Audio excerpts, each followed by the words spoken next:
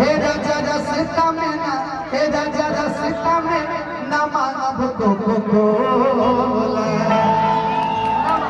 हे राजा बुक को केला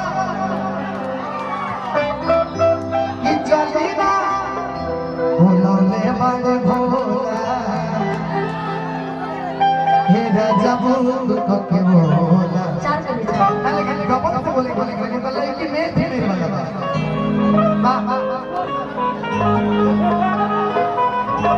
अच्छा सब झूमता पागल हो गए दुनिया, कि सब झूमता पागल हो गए दुनिया। आयो सो बोले बम बोलो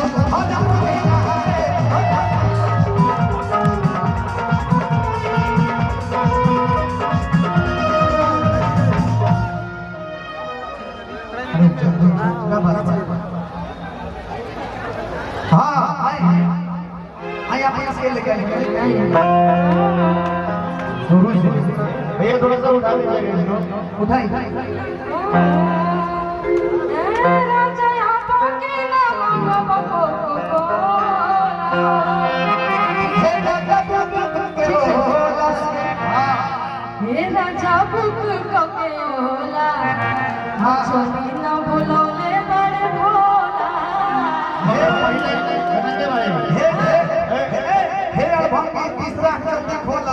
लड़का लाइन में लागल बड़े साहब।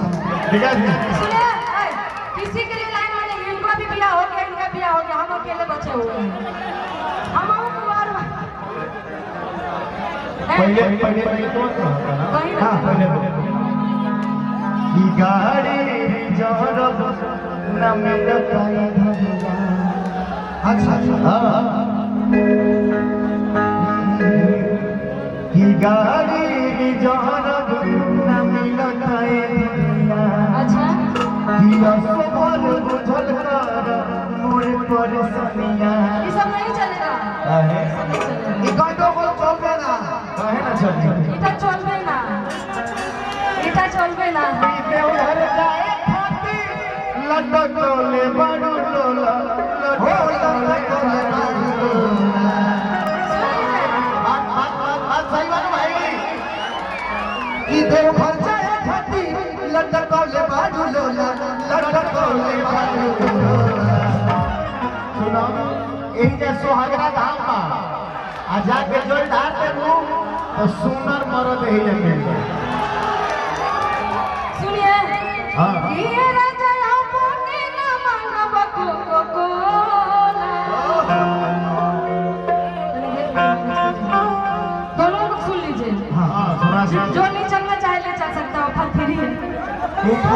हाय, ये राजा अपने न मांगब कोला।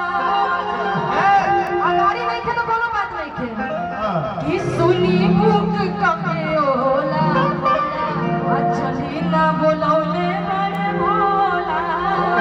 हे मिश्रा जी, हे राजा बुक के बोला, चली ना बोलौले बड़े भोला। ई का बात?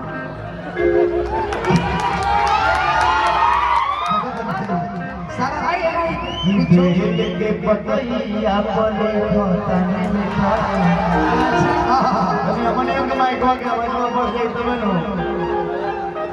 हमने के दोनों भाई लेटर लिखा था ये अगर आपने जेकर नसीब में मिल जाए। सुनिए, जिसको मिल गया है वो लेटर लिखा है, जिसको नहीं मिला है वो काम भाई लेटर लिखे खाती है भाई चंदन भाई का ठीक हो। कि बेल के पतैया पले खतने में खा पढ़ी भोले बाबा कोई दिए सिगन चा हमरा में हररी में बेटा हमरा में हररी ना ना ना लेकिन ऐसा है कि बेल के पतैया पर लिखले रहनी नेता। अच्छा आ देखी भोले बाबा कोई दिले सिगने चाचा कि मौके मिलल बिया थे थर, मौके मिलल बिया थे थर। सब होके हुनर में हजारो चाहिए सुना ये आदमी सही नहीं है, ये आदमी ठीक है। हर हर महादेव